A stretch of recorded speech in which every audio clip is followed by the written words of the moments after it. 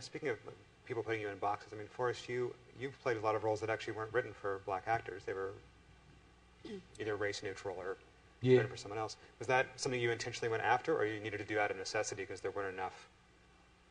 I think it just happened because when I was young, I was pretty idealistic, and I only wanted to do certain things. Pretty much, I tried. Certainly I had to work too sometimes, and so the characters that interest me were quite different. They would change. I wanted to keep growing as an actor and stuff, and so it just happened that I met a moment where some of those directors were open enough to let me play those different characters, and then it became like a little bit of a cycle or a staple in my career that I wasn't expected necessarily to do that. I just was going to bring to the table, hopefully, something that would be a contribution. You know what I mean? Yeah.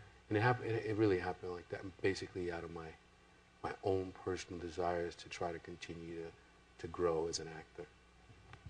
Did you feel that early on in your career that race was a barrier? Did you feel like you had to work harder to find different parts, or that you wouldn't get seen for things, or? Well, yeah. I mean, for sure. I think it's progressed. It's changed. You know what I mean? I've been doing it for like 25 years now. Yeah. Something like that.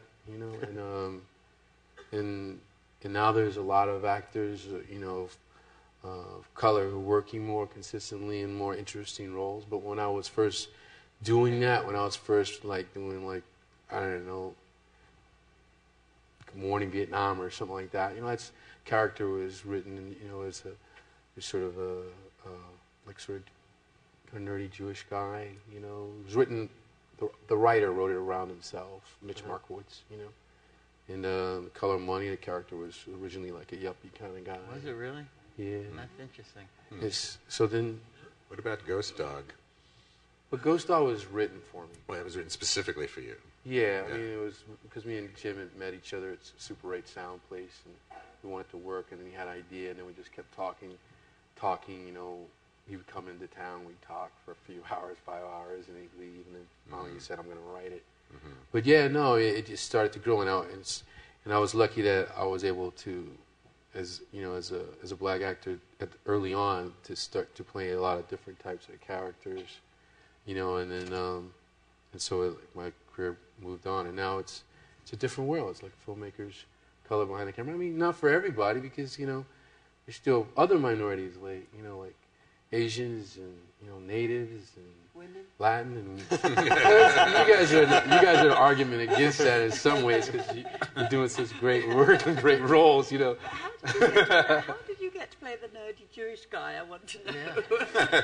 It seemed like that character was tailor-made. I remember seeing Color Money at a very young age and saying, "Who is this guy? Man, there's something haunting about that performance." And to hear that it was made for a nerdy Jewish guy is fascinating. I was a replacement. Were you really? Yeah. They fired somebody, and then I flew in and auditioned. So that's really hard. But was that an inspiring casting director, or the director themselves who went, you know what? I don't want the nerdy Jewish guy. I want Forrest Whitaker. I don't know. You mean in the Good Morning Vietnam? Well, both. Well, I don't. I mean, like in Scorsese. I mean, I think he probably had an idea of what he wanted. I think maybe someone talked about it. Maybe he had an idea of it when he looked at it and thought, "Oh, that's kind of interesting." But I still had to go back. I had to go and do it for him. Right. Right. I don't really know. I think sometimes it's a casting person. And sometimes it's the director. Maybe it's what you might bring in for a second. They might say a glimmer of something and think, "Oh, maybe." Yeah. Actually, my husband directed. What was it called? Oh God, I forgot the name of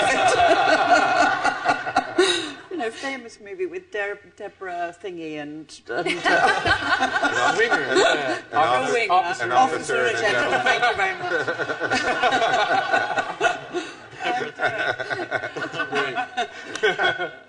And the Luke Gossett role was written for a white guy, and Taylor said, "No, in the real world, this is a black guy," and he forced the studio to cast Lou in it. That was great. And it was, it's great that he did it, and Lou won an Oscar for his role, in fact. And, but he, Taylor had to fight for that.